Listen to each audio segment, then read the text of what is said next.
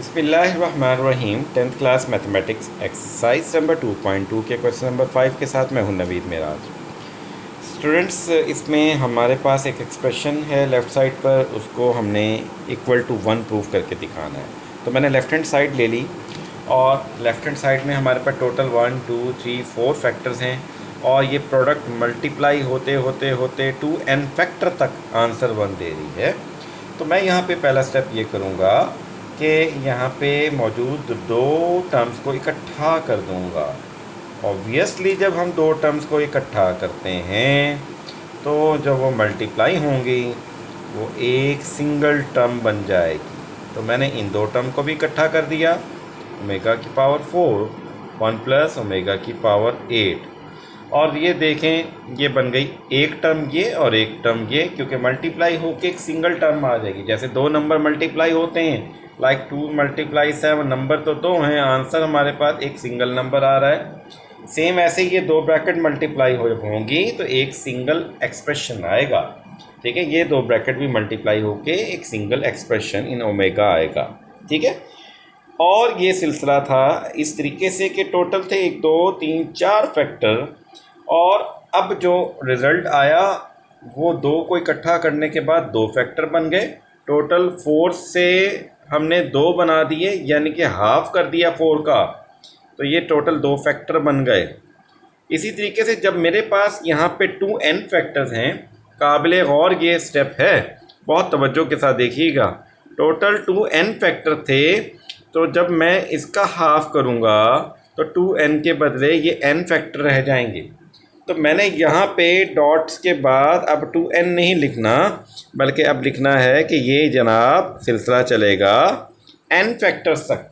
ठीक है, तो ये 2n फैक्टर के बदले अब n फैक्टर लिखा। रीज़न इज़ दिस कि in the beginning we are having the 4 factors, when we combine the 2 factors we got a single factor. ठीक है, एक सिंगल फैक्टर आया और ये हाफ पे हम दरअसल आपने क्या कर दिया है, डिवाइड कर दिया। अब अगले स्टेप में क्या करेंगे, इन दो फैक्टर्स को मल्टीप्लाई करने की तरफ जाते हैं और इन दो फैक्टर्स को भी मल्टीप्लाई करेंगे तो हमारे पास एक सिंगल फैक्टर आएगा। अब करते हैं मल्टीप्लाई। 1 को 1 से किया, 1 आ गया, 1 को ओमेगा स्क्वायर से ओमेगा स्क्वायर, क्योंकि 1 को तो हम लोग कहते होते हैं मल्टीप्लिकेटिव आइडेंटिटी, मतलब जिस नंबर से मल्टीप्लाई किया आंसर वही नंबर आ गया। फिर ओमेगा को 1 से किया तो आ गया ओमेगा, ओमेगा को ओमेगा स्क्वायर से किया और तो ओमेगा की पावर 3 यानी कि ओमेगा क्यूब आ गया। फिर इस 1 को इस 1 से करते हैं, 1 आया, 1 को ओमेगा की पावर 8 से किया तो ओमेगा की पावर 8 आ गया। ओमेगा रेज़ द पावर 4 को 1 से किया, ओमेगा की पावर 4, ओमेगा की पावर 4 को 8 से किया, तो ये ज़रा मैं आपको रफ में करके दिखा दूँ। ओमेगा की पावर 4 मल्टीप्लाई ओमेगा की पावर 8, बेसिस सेम है, ये बात हमने पढ़ी हुई है कि अगर बेसिस सेम हो और मल्टीप्लाई हो रही हो तो हम बेस एक दफ़ा लिखते हैं और पावर्स को ऐड करते हैं। इसी तरीके से यहाँ पे ओमेगा को एक दफ़ा लिखेंगे और इनकी पावर 4 और 8 को ऐड करेंगे तो ये आएगा ओमेगा की पावर 12।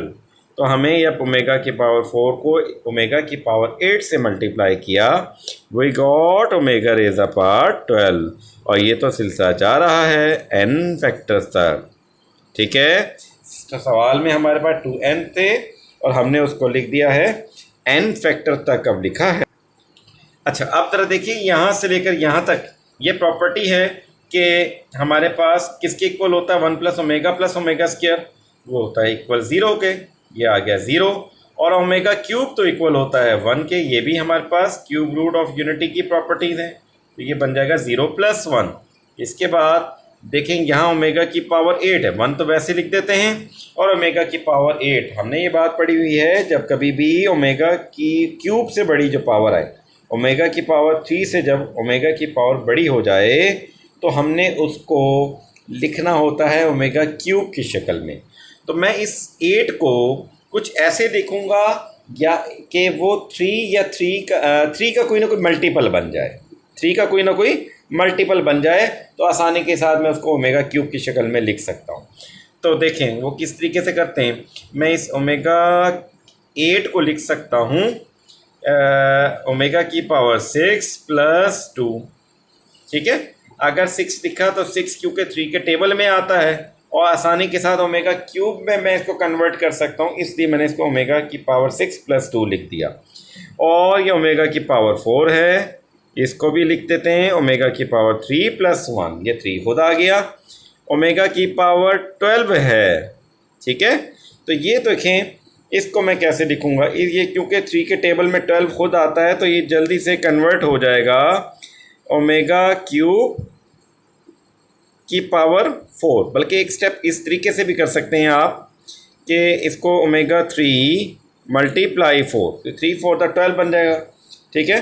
और ये सिलसिला चल रहा है n फैक्टर्स तक, ठीक हो गया।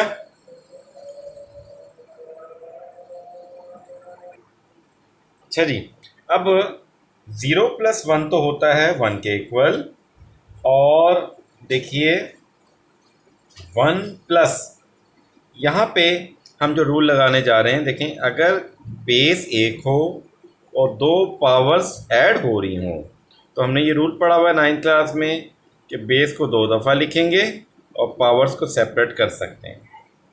या इस तरीके से भी पढ़ा हुआ है कि अगर बेसिस सेम हो तो पावर ऐड होती हैं, इसी तरीके से पावर ऐड हो रही हैं तो बेसिस को हम सेपरेट भी कर सकते हैं, सेपरेट बेसिस के ऊपर भी इन पावर्स को लिख सकते हैं एज ए प्रोडक्ट, ठीक है।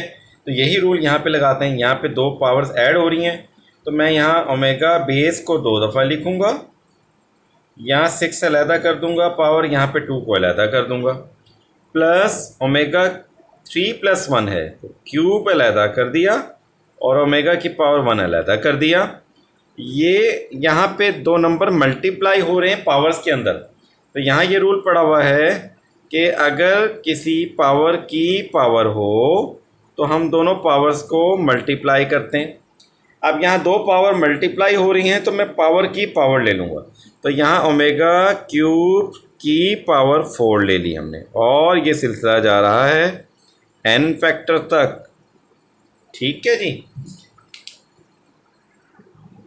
अच्छा, अब यहाँ मैंने स्टेप में क्या किया, 3 ओमेगा की पावर 6 उसको मैंने लिख दिया ओमेगा क्यूब की पावर 2, क्योंकि 3 × 2 = 6 ही बन जाएगा। और यहाँ ओमेगा क्यूब की वैल्यू पुट कर दी जो कि आ गई 1, यहाँ ओमेगा क्यूब था उसकी वैल्यू क्या आ गई 1 की पावर 4।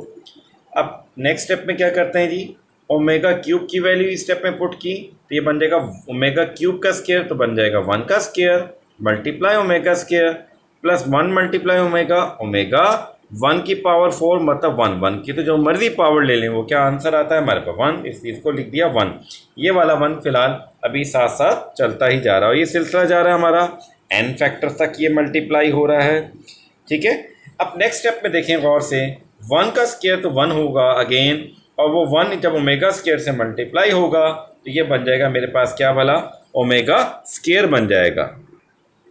अच्छा, अब देखें जी, तो यहाँ पे 1 का स्क्वायर था, 1 का स्क्वायर 1 आया, ओमेगा स्क्वायर से मल्टीप्लाई होकर ओमेगा स्क्वायर आ गया। अब नेक्स्ट स्टेप में ये वाला 1 वैसे ही लिख दिया अगेन, और यहाँ से लेके यहाँ तक फिर प्रॉपर्टी 1 + ओमेगा स्क्वायर 0 + 1 वैसे ही का वैसा, और ये सिलसिला चल रहा है हमारा n फैक्टर्स तक सिलसिला चल रहा है, ठीक है जी। फिर अगेन 1 और ये 0 + 1 1, और ये 1 कितनी दफ़ा मल्टीप्लाई हो रहा है, इसके n फैक्टर्स हैं, ठीक है। अब ये बात हमें अच्छे से याद होगी कि अगर मेरे पास कोई नंबर x है और ये 2 दफ़ा मल्टीप्लाई हो रहा है तो मैं लिखता था x की पावर 2। अगर यही मेरे पास ये 3 दफ़ा x मल्टीप्लाई होता था हम लिखते थे x की पावर 3, 4 दफ़ा मल्टीप्लाई होगा तो x की पावर 4। अब यहाँ पे ये जो 1 है वो कितनी दफ़ा मल्टीप्लाई, इसके कितने फैक्टर्स हैं, ये इसके n फैक्टर्स हैं। यहाँ 2 फैक्टर थे तो पावर 2, यहाँ 3 फैक्टर थे तो पावर 3। इस 1 के जब n फैक्टर हैं तो मुझे इस 1 की जो पावर लेनी पड़ेगी वो क्या लेंगे, पावर 1 लेंगे। इसलिए यहाँ पे हमने लिख दिया 1 की पावर n, और 1 की हमने पढ़ा हुआ है कि जो मर्ज़ी पावर ले लें, 1 की पावर 1 लें तो भी आंसर 1, 1 की पावर 2 लें तो भी आंसर 1, 1 की पावर 1000 लें तो भी आंसर 1। 1 की जो मर्जी पावर, nth पावर, कोई भी एनी पावर ले लें तो आंसर क्या आएगा 1। और यही तो हमारा टारगेट था, यही हम चाहते थे, और ये हमारे पास क्या आ गई, ये हमारे पास हमारे क्वेश्चन की राइट हैंड साइड आ गई, और ये हमने कर दिया लेफ़्ट को राइट के इक्वल। तो इस तरीके से सवाल की हो गई है हमारी बस। आई होप से कोई क्वेश्चन अच्छे से क्लियर हो गया होगा। तो नए आने वाले जो साथी हैं वो इस चैनल को सब्सक्राइब करें, लाइक करें और शेयर करें। कमेंट में जो क्वेश्चन आप करवाना चाहते हैं पूरी बुक में से एनी क्वेश्चन, वो आप ज़रूर कमेंट लिखें, इंशाल्लाह उस पर वीडियो बना के अपलोड की जाएगी। शुक्रिया।